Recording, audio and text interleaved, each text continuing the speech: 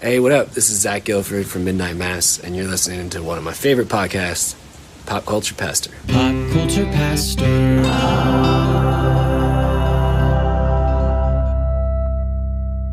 All right, Cody, we're here. We are. We're trying out some new openers, some new ways to open the pods. So I have some revolving ideas. This is Pop Culture Pastor, the podcast. My name is Dave. Cody's here. I am. Also, Paul Walcher is here, our friend, the movie expert.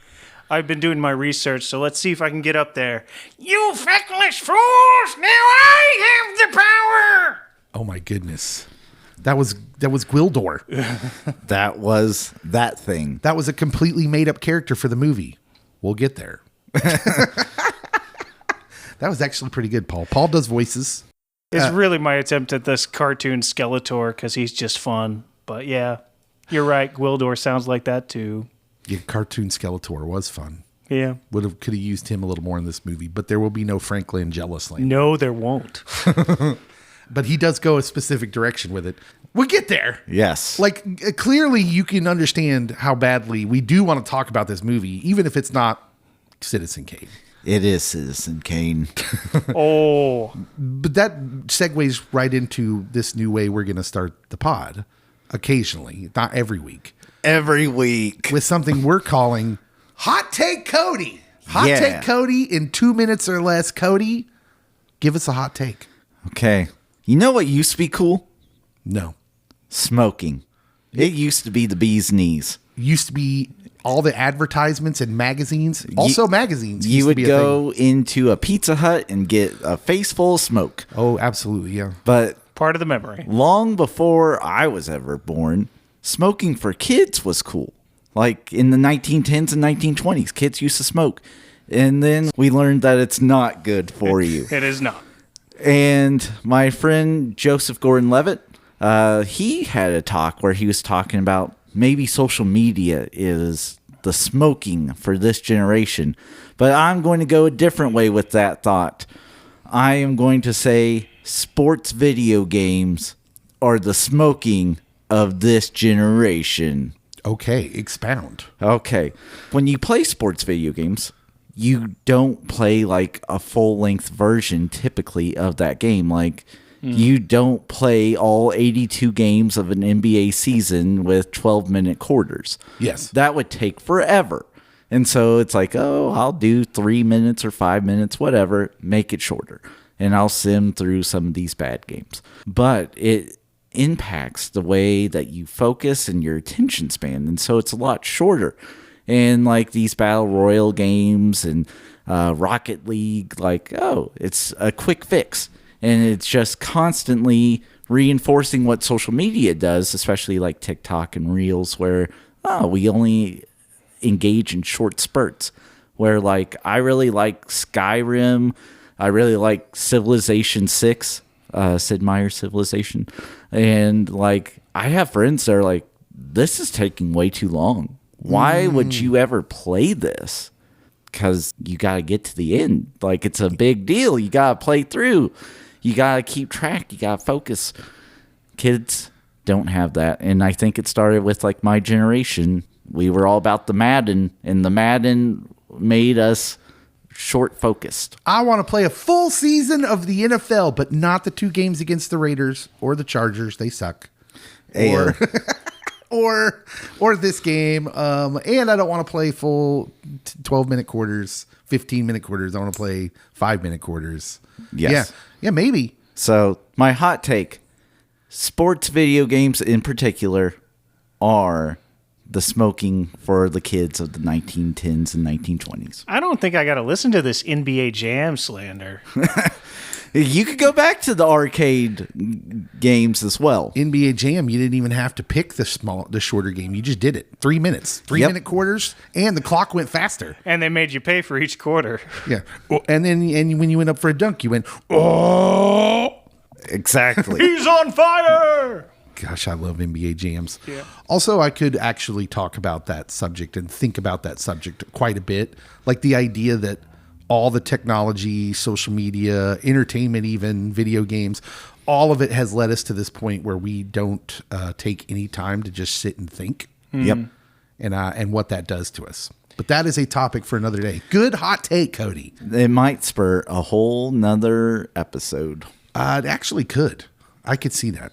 I can see kind of a real divide between the really long, like things like Skyrim and World of Warcraft and things that just suck up your whole life, and then like the almost the other side of that, but casual gaming things that kind of do the same thing, but just always in that bite-sized chunk.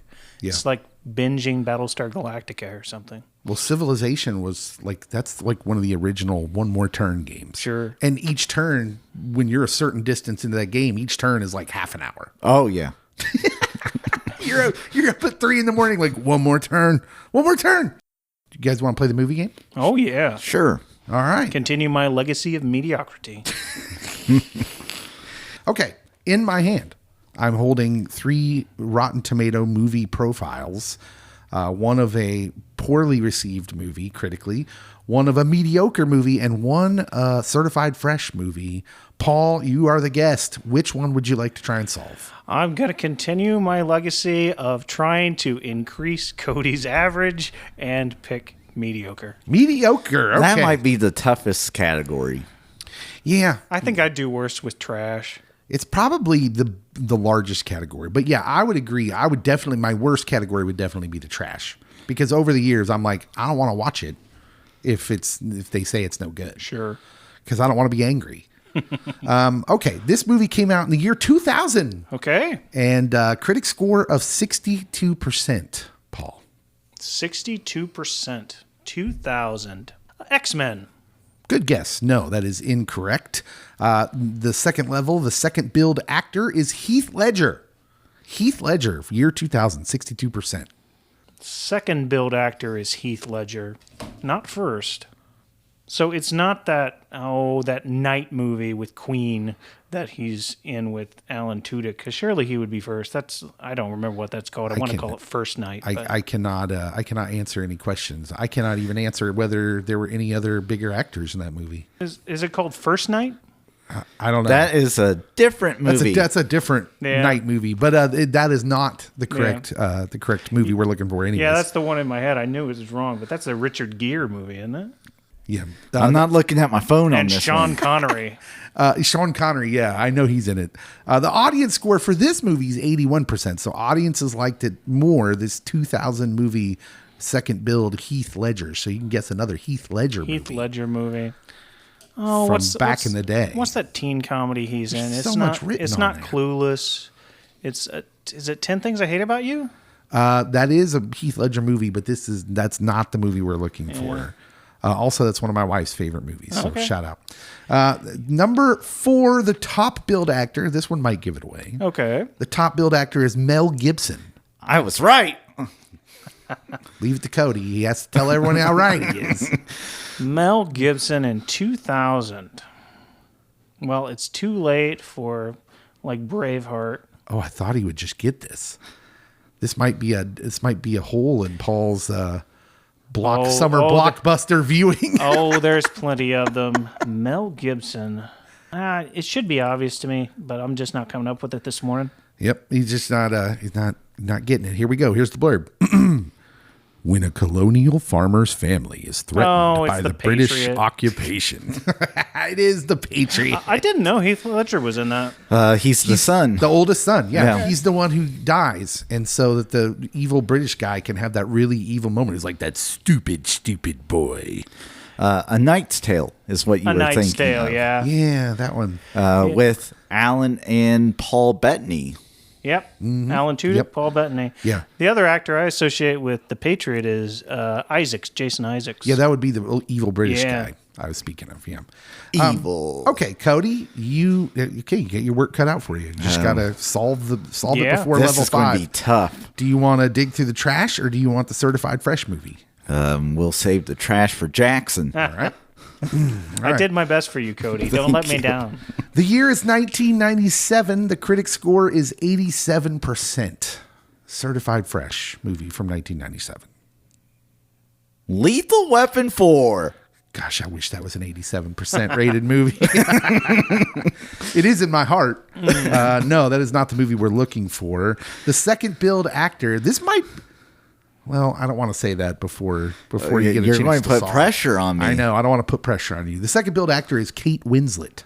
Titanic. It is Titanic. Oh, yeah. Cody gets a softball. I would have thought that would have been a little bit higher.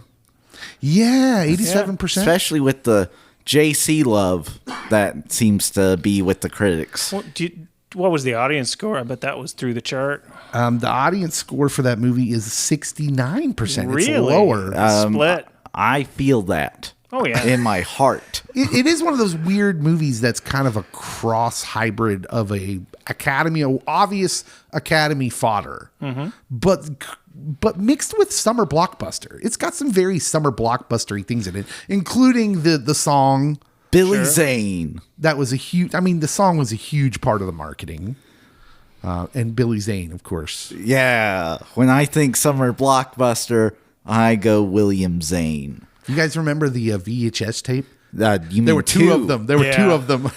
Currently, they're in my house. Because Oh, yeah? it was too big. Yeah. All right. It's time for us to do our Be Kind Rewind. We're talking about 1987's Masters of the Universe. We'll talk about it right after this.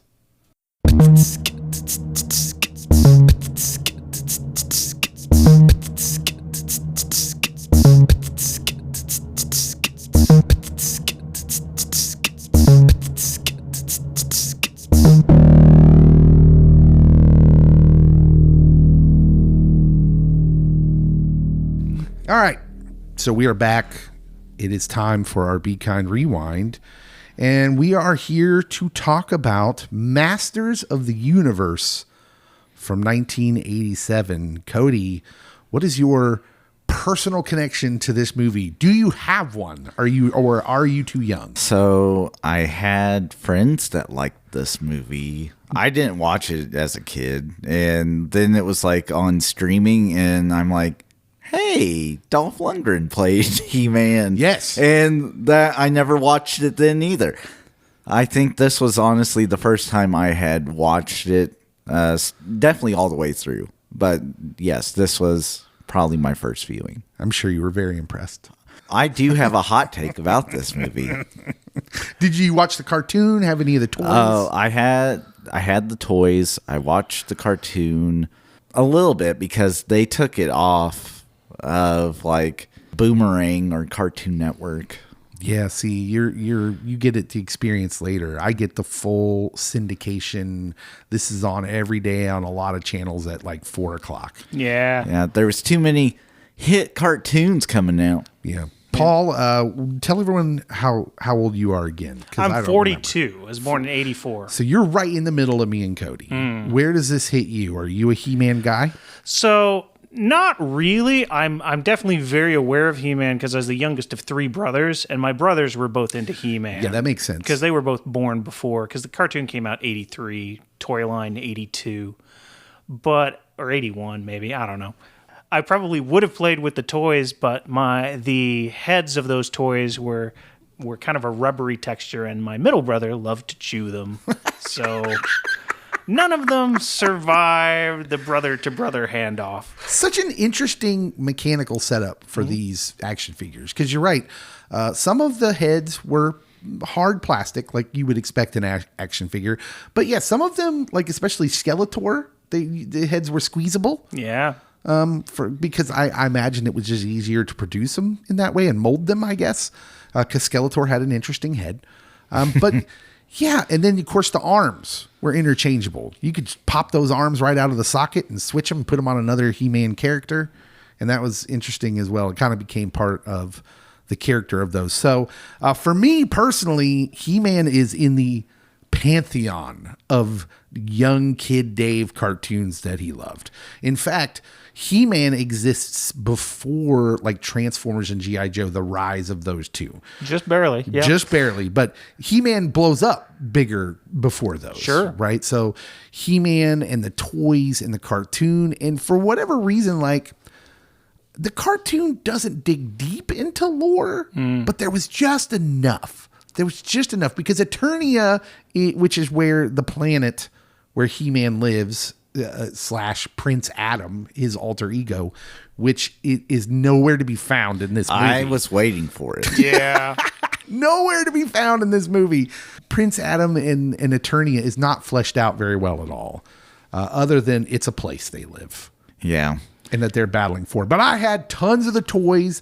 I had a Christmas, one of my most fond Christmas mornings I can ever remember in my childhood was when Santa Claus brought me Castle Grayskull. Oh, nice. That was nice of St. Nick. One of the best Christmas memories I ever had. That's such a great design. I had Castle Grayskull like up until I moved out of the house, and then I'm not sure what happened to it. Garage sale. I'm afraid it got sold at a garage sale for 50 cents when now you could probably make a little bit more money off it. But Well, cheddar. so I watched this movie last night for free, streaming on YouTube, by the way. So if anybody wants to check this out, they really should. It's an experience. Can It is. Can I drop some fun stuff about the cartoon first? Yeah, go ahead. Just a little bit. So you're right. It was one of the first ones based on a toy line to blow up. And the reason for that is because they deregulated children's advertising in the early 80s. Okay. And Yeah. the law was proposed in 81. It went into effect in 82. And the toy lines were in a race. He-Man was the first one out the gate. And it happened in September of 1983 is when He-Man debuted. Next week... Rubik the Amazing Cube. Next week after that, G.I. Joe. Mm-hmm. And all of those were based on existing toys. Next year, there were a lot of them. My Little Pony, Transformers, Rainbow Bright, GoBots. GoBots was terrible. Yeah. Terrible.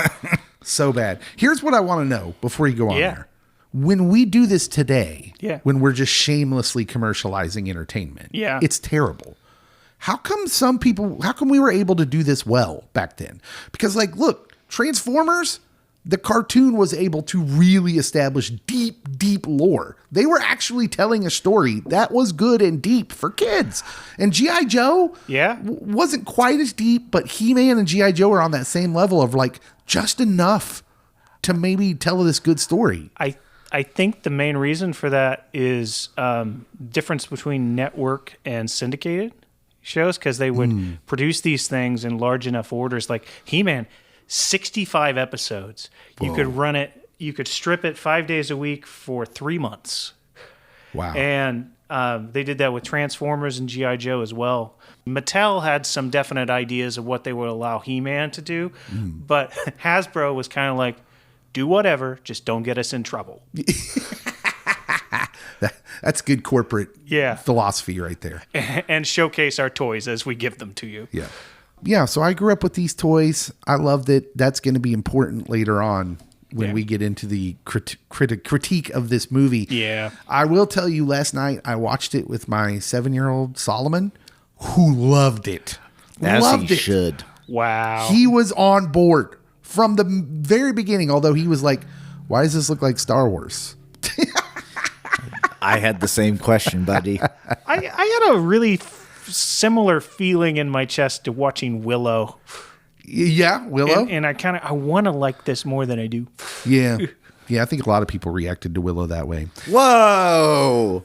There will be no Val Kilmer slander on this pod. Val Kilmer's great. Listen, we're not going to slander Val Kilmer, but dude was in some pretty bad movies occasionally. Yeah. And Willow, people liked Willow, and I never got it. Never understood it. Just some quick Willow slander. But this movie, Masters of the Universe, we can all agree on, was troubled. And it starts with Canon Films.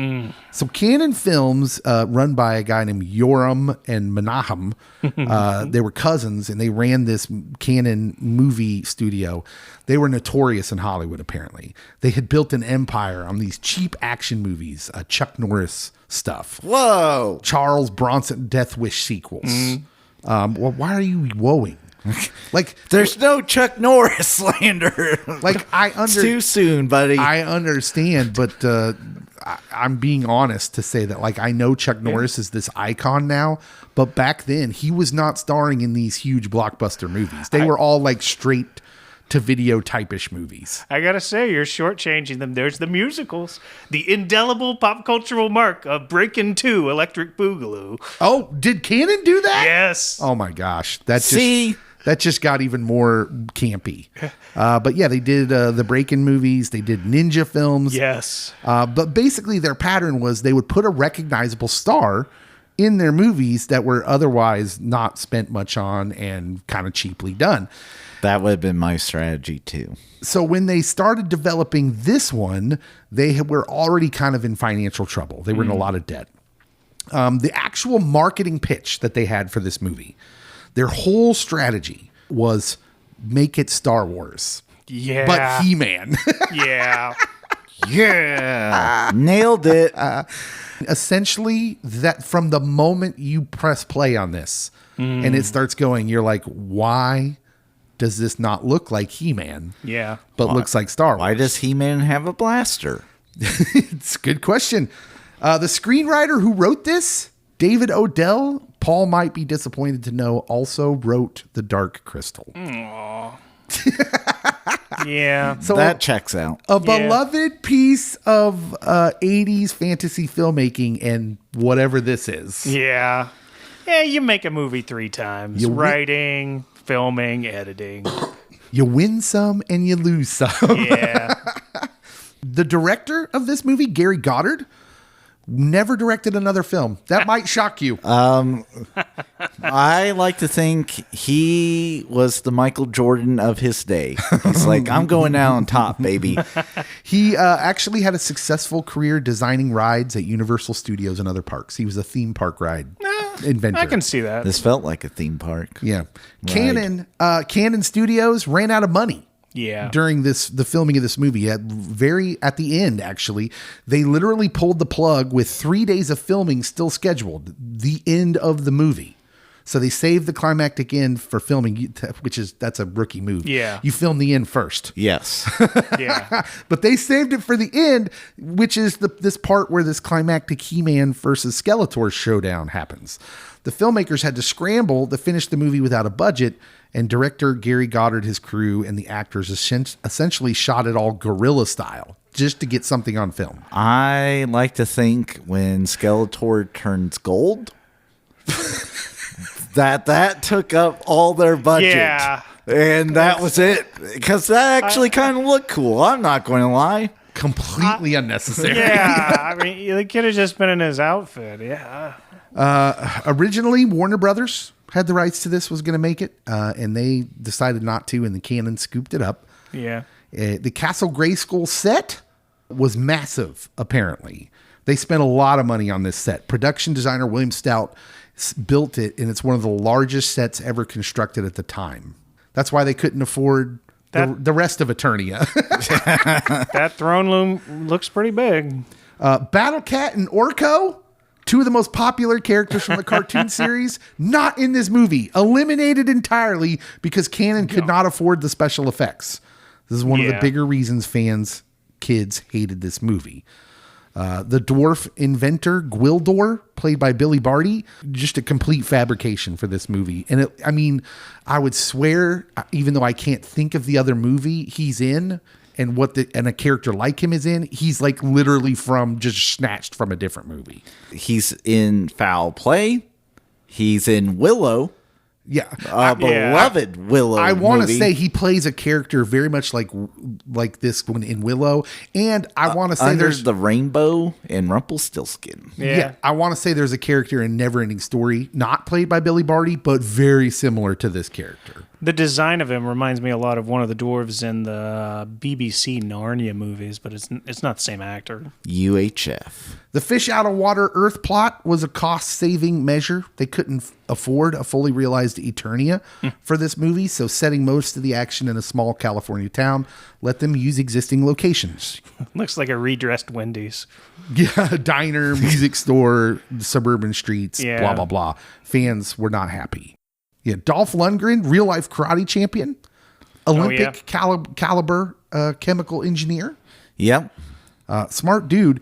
He was genuinely, if you don't know, accepted into MIT on a Fulbright scholarship before becoming an actor and hitting it big with Rocky IV. But for him, even though he was martial arts, this He-Man choreography was something new. He had to learn sword fighting on the fly. Frank Langella, you might be wondering, well, what was this Tony-winning, Oscar-nominated actor doing in this movie. He took the role of Skeletor because his young son loved He-Man. Yep. Called it one of his favorite performances of his career, said he gave it everything he had, and it shows. It does. He took this seriously. He's given a lot. Courtney Cox was 23. This is one of her first major roles, if you don't count the Bruce Springsteen Dancing in the Dark video. I count it. This is 2 years after her television series Misfits of Science, which I love, but nobody else knows about. So, yeah, for you, it was Misfits of Science. For me, it was Bruce Springsteen's Dancing in the Dark video. And really takes away from that video when you find out she's an actress and she wasn't just a random girl who Bruce Springsteen let get on stage and dance with him. And, I mean, the awkward arm swings. Courtney Cox shade. The guy who wrote the music, Bill Conti of Rocky fame, wrote the Rocky theme.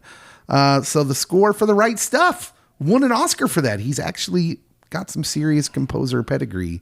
He is the guy who did this music. And there were times in the movie where I was like, oh, this is legit. And then there were times I'm like, it's too copied. Like it feels copied in a way.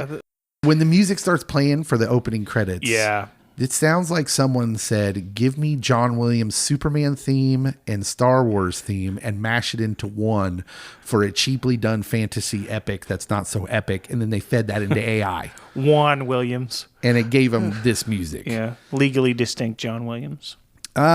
Canon was planning a sequel before this was even released. That's how confident they were. I'm confident with them, buddy. Menahem Golan announced Masters of the Universe 2 at the Cannes Film Festival in 1987 before the movie came out. Double down, baby. And so when this one bombed, the planned sequel had to be scrapped. But they had already started hiring actors.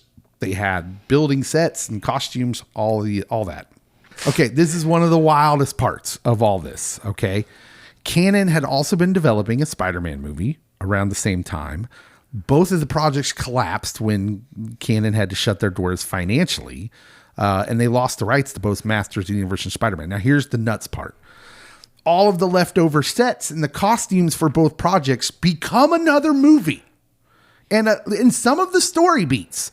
So imagine taking Masters of the Universe 2 and Spider-Man and some of those story beats, taking out those characters and putting them into another movie. And you will never guess that it became Cyborg, starring Jean-Claude Van Damme. Amazing. What?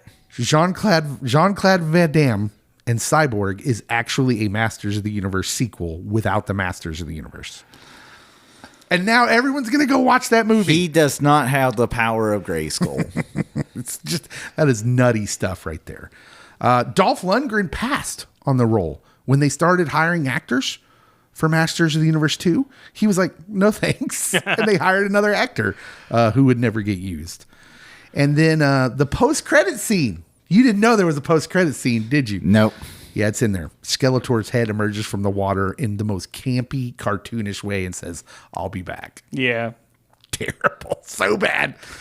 So yeah, that's just some behind the scenes stuff for this movie. A lot of it. And it sets the groundwork for what we're going to talk about.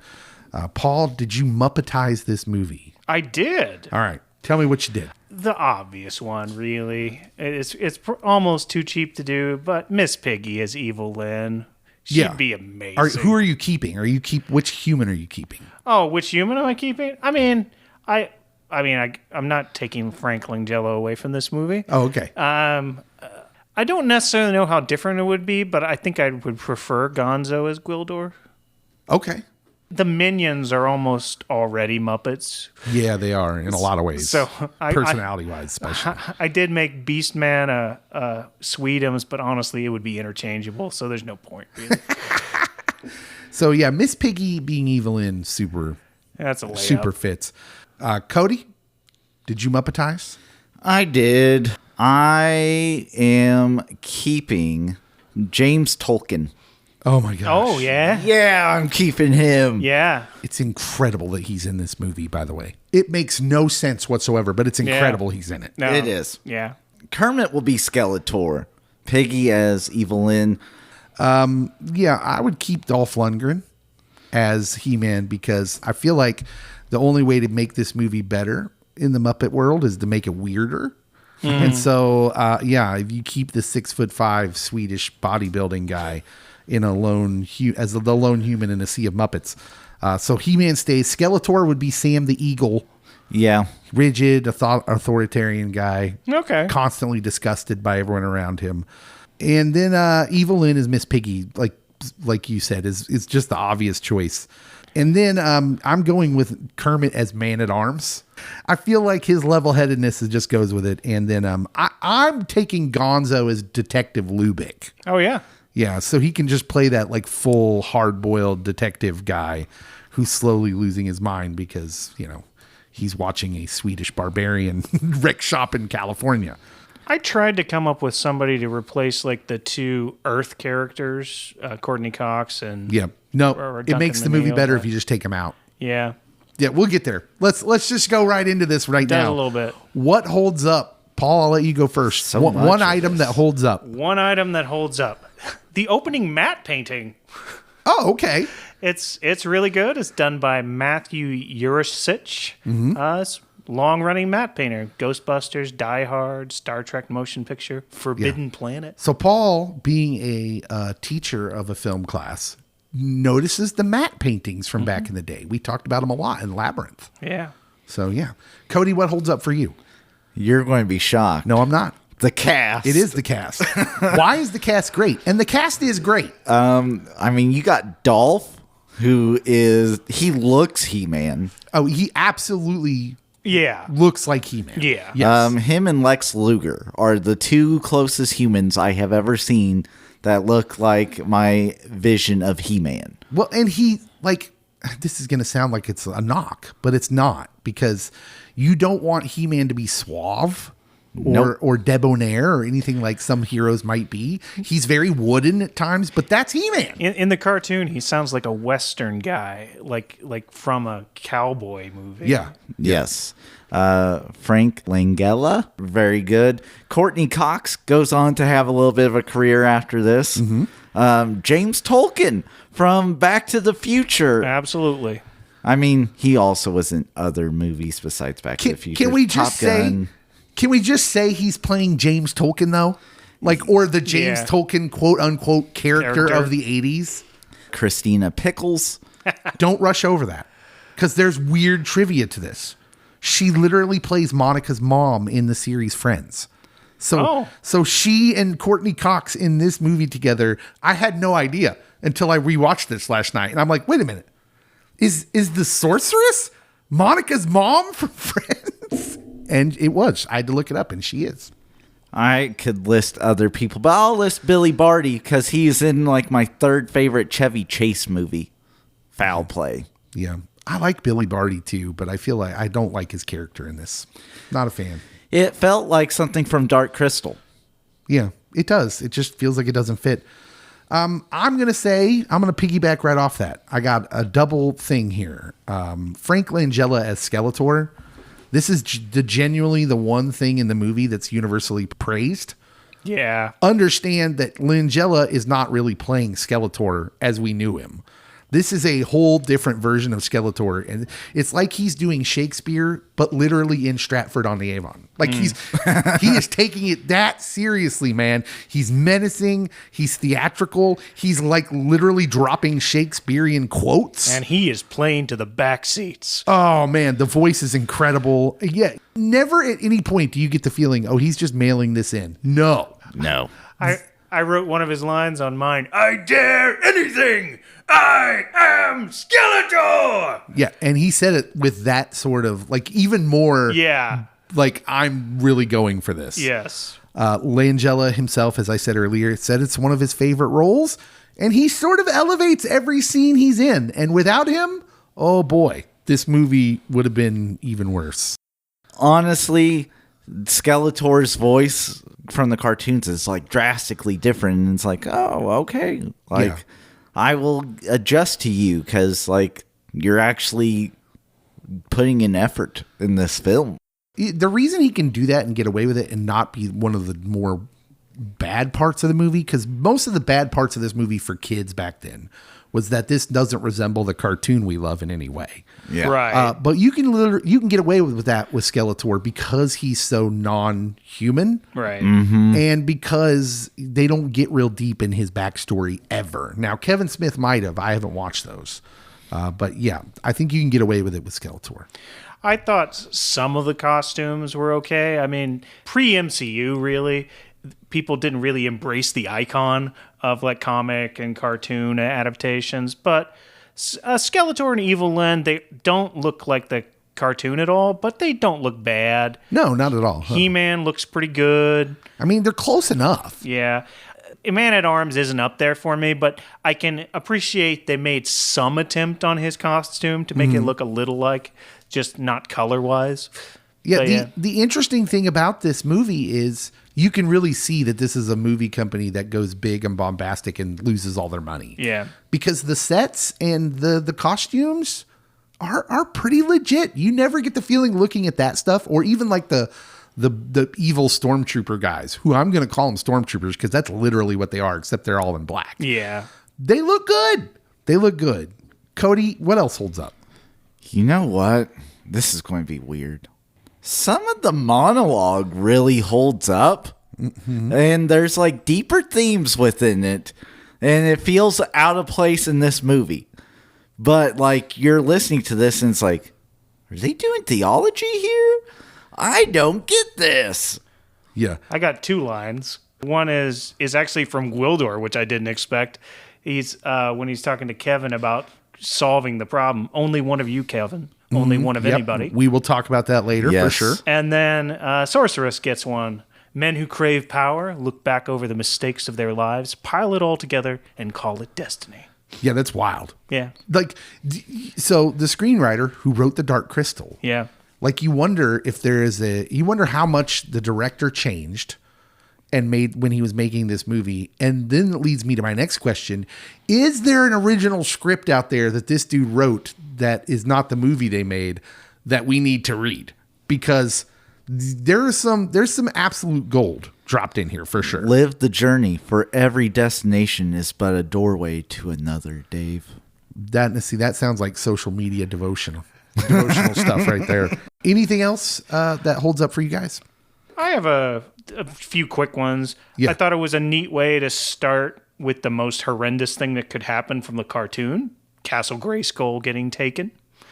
Yeah. I mean, the stakes are there for a He-Man story, for sure. I enjoyed the idea of the He-Man on hoverboard sequences. It didn't work completely, but No. a lot of 80s movies, I appreciate the idea of a sequence still. Is it weird because Dolph Lundgren is twice as long as the board he's standing on? Yes. That makes it super weird. It does. They nailed what Earth looks like. Oh, did they? Yeah. It was pretty spot on. Well done. 1980s California looks exactly like 1980s California. And shockingly, they had a green message. Gwildor, he changes the car so it doesn't run off carbon fossils. And veganism. Yes. There was a whole veganism subplot too. And I'm like, where is this coming from? like it was clear Big Ag would not have been fans of this movie. Yeah. That's why it tanked. Probably not surprisingly, the good things about this movie for me were like individuals. So I said Frank Langella. I enjoyed Dolph Lundgren as He-Man. This is probably a contested take over time because I'm sure some people didn't. But I thought he was basically like an action figure brought to life. He is stiff. He's monolithic. But that to me is actually appropriate for the character of He-Man.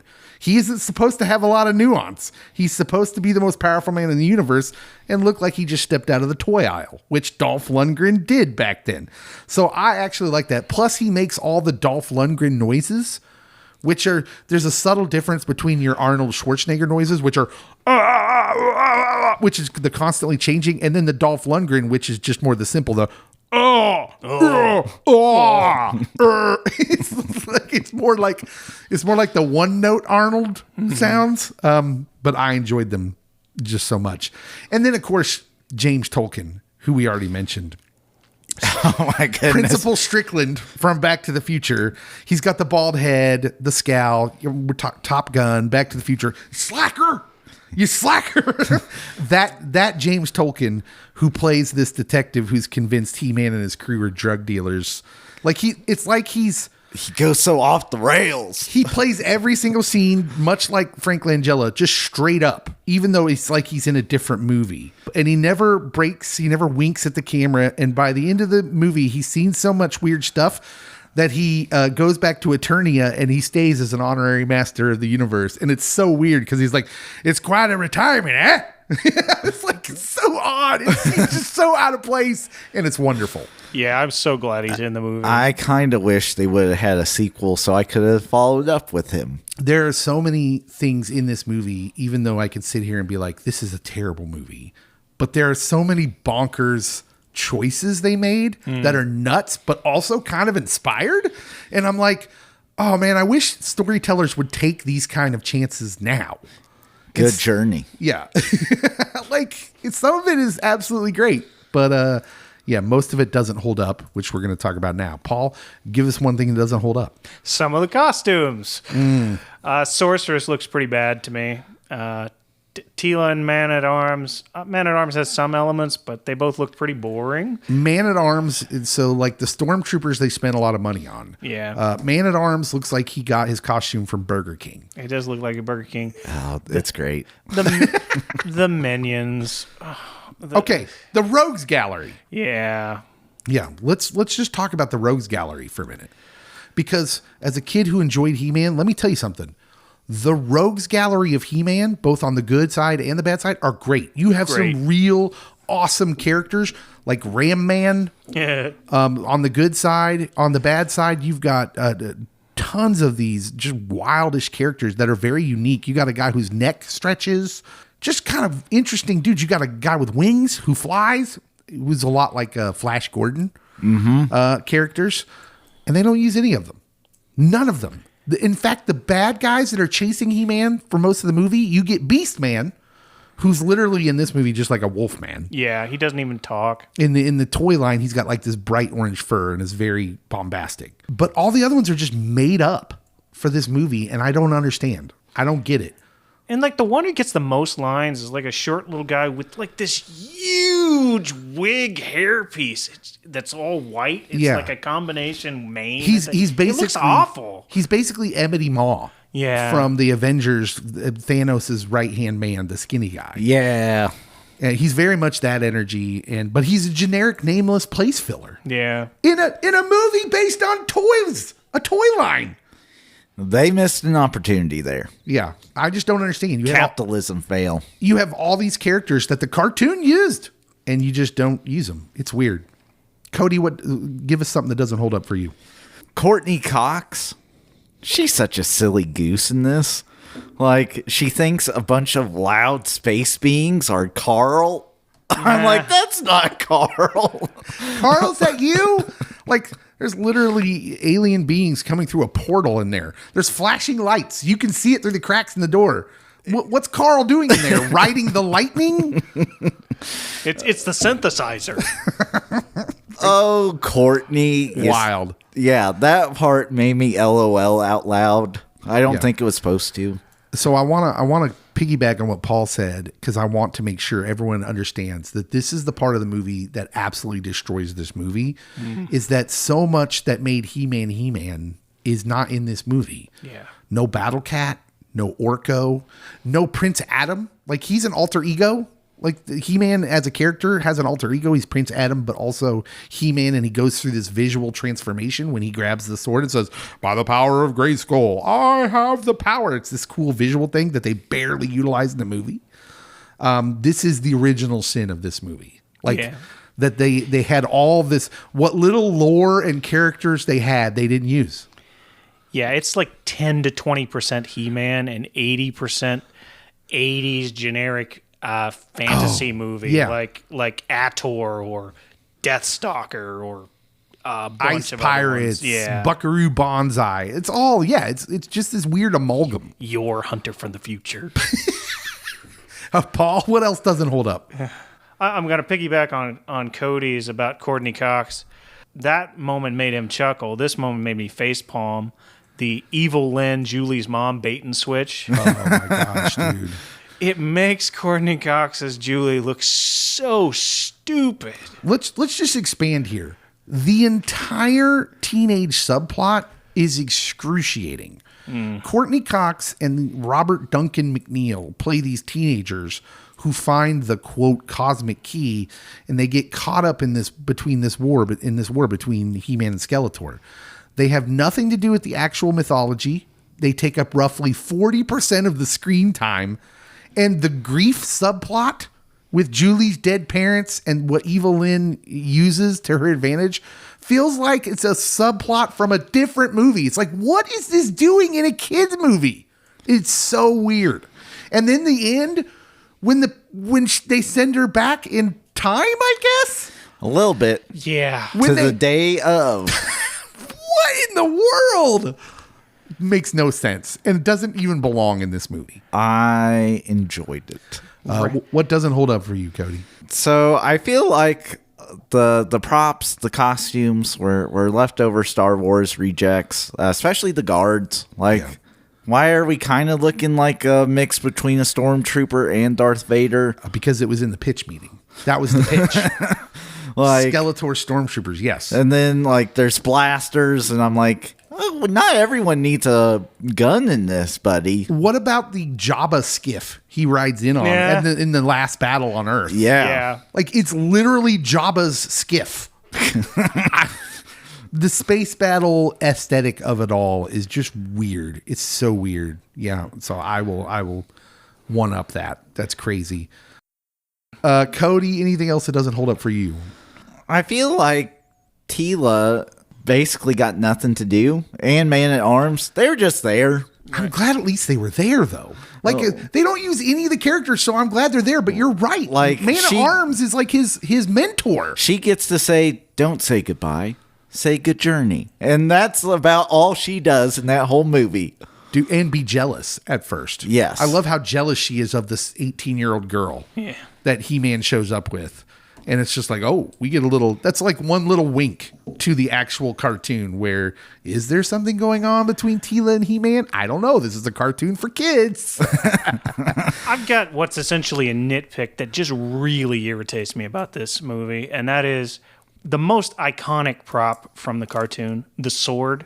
Mm-hmm. The sword doesn't look like the sword in the cartoon. Well, they don't even mention it.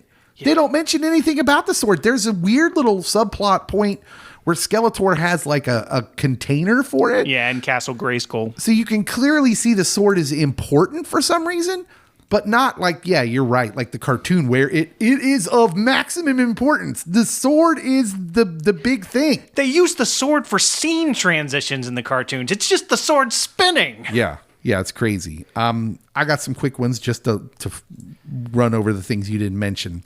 The Earth setting is a budget cheat. Most of this film takes place in a generic California town. He-Man fighting Skeletor's troops in a music store, in a graveyard. None of it feels like Masters of the Universe. It feels like a low-budget sci-fi movie that happens to feature people who are allegedly He-Man characters. And it was done because they couldn't afford the special effects for an Eternia set movie. They nailed it. The cosmic key is a terrible MacGuffin. It's a keyboard. It's a synthesizer. It's exactly what the stupid kid thinks it is. But spinning forks. It's a music box, and the plot of this movie hinges on what is essentially a keyboard that everyone is chasing around for 2 hours. Is it from Japan? Is it from Russia? I don't know. It's probably from Temu. And it's the device that allegedly controls the universe. It does not hold up. The music that it makes is what the universe runs on. Gwildor is no Orko. Listen, Billy Barty does what he can and what he does. But Gwildor was a last-minute replacement for Orko, who they couldn't afford to animate, and it shows. He ends up playing the comic relief role in a movie that desperately needed a comic relief role, but it all seems very rushed and last second and very cheap. The ending feels rushed because it was rushed. So when Canon Films shuts down production 3 days early, the climactic He-Man versus Skeletor showdown, as I told you, had to be filmed in a hurry. And you can absolutely see it because they start fighting and then they clash swords and then Skeletor just kind of falls off a ledge. Like, wait, what just happened? He's clumsy. He Dave. lost his balance. That was the most realistic thing I seen in the whole movie. And so, yeah, that was my... those were the rest of my what doesn't hold up. I wonder if that's also partly the reason for the weird time travel ending, because it's one of those things which when I got it, I was just confused because I was just like, you could make this work, but you didn't set it up in any way. Yeah. You used the throwaway line. I can send you back in the past to meet famous people or whatever he says. Yeah. That's really the first time you learn that there's time travel to this component. Yeah. So there's one line and that's it. That's Yeah. all you get that this is possible. And then they just do it at the end And of the movie. somehow he knew that he needed to send her to this date on Earth. I mean, I'm not in quantum physics, but I'm pretty sure that doesn't hold up. Like he just sent her, they just created an alternate timeline. Pastor's Corner Deeper Themes. You wouldn't think this flop about a sword swinging barbarian would give you a Pastor's Corner moment. Cody mentioned it earlier, and so did Paul. There's scenes in this movie where people actually drop some deep line, and it just feels like it just catches you off guard. You're like, whoa, where did that come from? Yep. There's this moment where Kevin, the teenage boyfriend, or is it Carl? Kevin. Carl was the janitor. Yeah, Carl's the janitor. Kevin needs to come through and play the music that will get them to Eternia. And he says something really self-defeating, right? Like he says, there's a million. I'm just a musician, but like not that great. There's a million of me. And Gwildor looks him right in the eye, gets all serious for like the only time in the movie. And he says, no, there's only one of you. There's only one of anyone. And I'm just sitting there like, whoa, where did that come from? Cody, that'll preach. That'll preach, because Kevin is articulating what almost everyone feels at some point in their lives. This crushing weight of comparison, and how you feel like we can pretend and make ourselves feel like there's a million of us. That's how the algorithm will make us feel on social media. But Psalm 139 says we're fearfully and wonderfully made. We're not made in bulk. And the most surprising thing about this movie is there's this weird tiny creature who's speaking real truth about negative self-talk. You are one of one. Everyone is. Yeah, there is a handful of lines throughout this movie. Even Skeletor has some, and I'm like, what is going on? Yeah, it's that 10 to 20% again. By It would the- have been good in the cartoon. By the end of this movie, the cartoon Skeletor is evil incarnate. By the end of this movie, I'm convinced that movie Skeletor is just misunderstood. He's just had some bad things happen to him. A little broken. And, like, he could have killed He-Man like 20 times in this. And he's like, nope. I'll just keep him. It's so clear he is fully in the belief that we are two sides of the same coin, and I can't kill He-Man. Yep. I'd miss him too much. All right, Paul, who's your winner of the movie? Oh, there's no question. It's Frank Langella. Mm-hmm. He's giving so much. He's the reason you remember it. He's honestly, in some sense, he's playing Skeletor because the cartoon Skeletor is kind of to that level all of the time, but he's not trying to do the voice at all. But I mean, he's the reason to enjoy the movie. Yeah, cartoon Skeletor is always turned up to 11. Yeah. If I might use another movie's saying. Cody, who's your winner of the movie? I'm going to go off the beaten path because it's really not connected, but I'll do it. It's 4 non-blondes. Oh, 4 non-blondes win this movie. Tell me how. It's because this movie continues the He-Man legacy. Mm-hmm. And then their song, Hey. Yep. Uh-huh. I know where you're going. Then gets redone with the cartoon He-Man. And so, like, without this movie, I think that it might not be still in the forefront when, like, people are doing this. And so I like to think because this movie and the cartoon exist, they then take the animation and do a redo of that song and make a funny GIF. And Yeah. I laugh every time I see it, and I will share it to Dave all the time. The weirdest thing about Masters of the Universe lore of just its existence in the zeitgeist is that this movie essentially kills it. Like it's not in the zeitgeist for many, many years. And then just out of nowhere, Kevin Smith and some of the comic book guys, they do start writing comic books of it. And then it turns into cartoons and the meme culture. Oh, the memes are The great. Skeletor memes are amazing. Just out of nowhere. Tons of these memes from the old cartoons. They're using old cartoon stuff and it's hilarious. It's some of the best meme stuff out there. Oh, yeah. I'm here for it. Yeah, there was a late '80s cartoon that didn't do much. There was a early 2000 cartoons that was great, but it just didn't catch on. Yeah. My winner of the movie is Dolph Lundgren. I know that Frank Langella does his thing, and I know this movie flops, and I know the critics ripped him. But man, Dolph Lundgren got to play He-Man when He-Man was huge, and he looked the part, and kids loved it. Like, not the movie all the way through, but kids loved Dolph Lundgren. They loved his He-Man. And so at the absolute peak of this cultural moment, when every kid had the action figures and was wearing the underoos, Dolph Lundgren got to be the guy. And it's maybe, if you're, an 80s kid, I'm going to say something that might be blasphemous. Because I know Ivan Drago has this huge place in the cultural zeitgeist.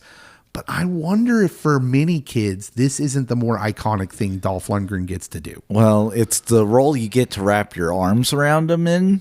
Yeah. Because he's the hero. He's the hero, right. Yeah. He is the worst in Rocky 4. If he dies, he dies. He has great lines in Rocky 4 and probably a better performance, but I mean, his look is so iconic here. Yeah, and the dude was, going to Ivy League schools. This dude had a future in front of him, but I wonder if it's not this movie that he has a pretty semi-successful movie career for a while that's very much in the vein of like the Jean-Claude Van Damme, Steven Seagal's. He does these movies that, for better or for worse, they're what they are, but that genre existed. And they make money. Yeah, and I think in no small part due to him. Like Jean-Claude Van Damme is Jean-Claude Van Damme, but Dolph Lundgren was kind of big for a while.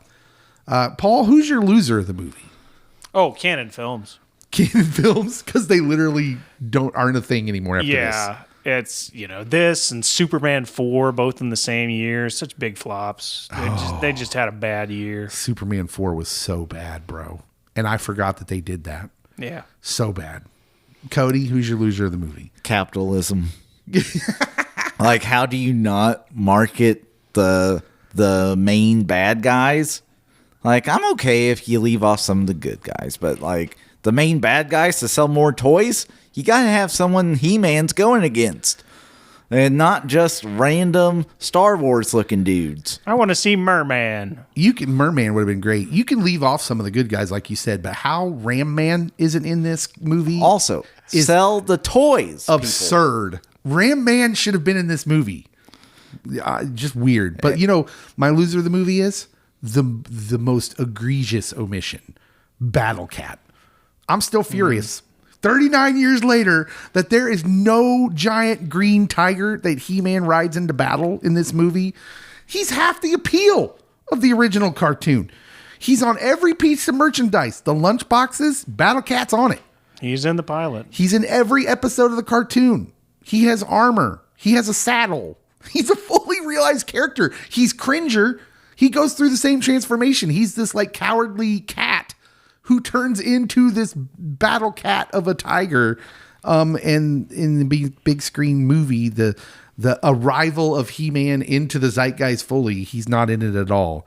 And so they just cut him. And instead we get no He-Man riding a giant green tiger. Instead we get He-Man on foot in a California parking lot. You're welcome, America. Paul, how many cosmic keys out of 10 are you giving this movie? I've been going between 3 and 4. I'll go 3. Yeah. Honestly, watching this, I took it away as the Citizen Kane of cheesy 80s. That includes like Big Trouble in Little China, Flash Gordon, Roadhouse, Cobra, Commando, Action Jackson, like those style of movies. I think this might actually be in the upper echelon, and I'm going 7.5. Okay. That's interesting. Hot take. I'd watch Cobra twice over this. I would watch Over the Top, Cobra, and every terrible movie in Sylvester Stallone's library. I think Over the Top also canon film. Of course it is. That is a classic. All right, this is a 2. I don't know what Cody is smoking, but this is a 2. This movie is awful. This is bad. The Horrible. lines, the acting of certain characters. Now, there's choices. And again, I put this on an 80s cheese scale, like a normal scale. It's a 5. Like, I can watch it and not be like, I'm going to puke my guts out. But it's not something I'm going out of my way to watch. Well, Cody and my 7-year-old Solomon. Yeah. Lovers of this movie. So, yeah, if it's free on YouTube, so go look it up. Yeah. Hey, what do you think about Masters of the Universe from 1987? We're getting ready to review the new one coming out next week. So that's why we're here. That's why we went back and watched this. I'm so excited for the new one. The sword does look right in that. Yeah, it looks like they may have got things right with this one. So tell us what you thought of this old one. How does it hit you when you were a kid? Did you have the toys? Let us know all the fun stuff on the post for this podcast on our social media. And of course, if you aren't subscribed and follow us on social media, you should probably do that. Please and thank you. Also, you're going to want to stay tuned. I don't know if you're aware of it, but we've been putting bonus content after a few beats of the end song. Oh. You got to stick around for it. So I'm just going to leave you this hint one time, and I'm never going to say it again. Sometimes Easter egg. Sometimes there's bonus content. We'll see you next time. All right. Bonus time. A bonus game, actually. You guys up for a bonus game? Yes. Hit me with it. We just talked about Masters of the Universe, a movie based on a toy that bombed so hard it took down the studio. But the toy-to-movie pipeline has since then become one of the more lucrative things in Hollywood. So today's bonus game. Can you guys guess the top 5 grossing movies based on toys of all time, worldwide gross? Here's the ground rules. Okay. Individual films, not franchises. Movies based on a toy line specifically. So no video games, no Super Mario, no Sonic, none of that. No board games. Sorry, Battleship and So Clue. yeah. None No of that. Jumanji. No Jumanji. Because that's fictional anyway. Yeah. No movies based on cartoons that get toys later, that sort of thing. The toy has to come first, then the movie. So top 5. Transformers. Yeah. The original, 2007. Yeah. Yes, that's number 5. Transformers in 2007 made $710 million. And that movie kind of launches the entire modern toy to film pipeline. Barbie. Yep. Barbie is number 1. Yeah. 1.44 billion with a B. Greta Gerwig, highest grossing film of 2023. We reviewed it on this podcast. The 18th highest grossing movie of all time. And it's the movie that proves that a toy movie can be smart. And by the way, beat every other toy movie by a country mile. Yeah. Transformers 2. Which one is that? The one that comes out in like 09. Oh, you're going to make me. Revenge of the Fallen. Okay. Transformers 2, Revenge of the Fallen comes in at number 4. I was going to say, I think they keep going up. Yeah, makes $136 million. This is the one everyone hated and somehow made more money than the original. And then it also gives birth to the racist Transformer twins. It does. I think the third one is called Dark of the Moon. Dark of the Moon, number 2 Which is stupid. on this list, made So stupid. $1.12 billion. This is the one with the Chicago invasion. Yep. I don't know. I don't remember it. This is peak Transformers as a cultural force, made $1 billion in 2011 money. That's insane. Yeah. Is the Lego movie in there? That would be my guess. The Lego movie just misses the top Just 5. misses. Oh. Yeah, with only 468 million. That's sad. Is there another Transformers Bumblebee? There is another It's Transformers not movie. Bumblebee. You're just looking for number 3. It's not Bumblebee. I don't know what It is Transformers the one 4. after. Kingdom Planet. He's just throwing out words now. Kingdom Planet Saga of the Beastmasters. No, the The last one, which would not be in the list, is like Rise of the Beasts. Yeah, it's not that one. Nope. That was it had come and go by that one. That was their attempt to revitalize. The one before that was a disappointment was like The Last Night, Transformers, like something. That one, there's more of these than you think. Yeah. Because it's not that one. It's the one before that one, Yeah. but after. Yeah, after Dark of the Moon. And that's the one. It's got Mark Wahlberg in it. Yes. I don't remember what it's called. Transformers, Age of Extinction. Age of Extinction. Comes out in 2014. I knew there was animals in a planet. This is the one where Mark Wahlberg takes over from Shia LaBeouf.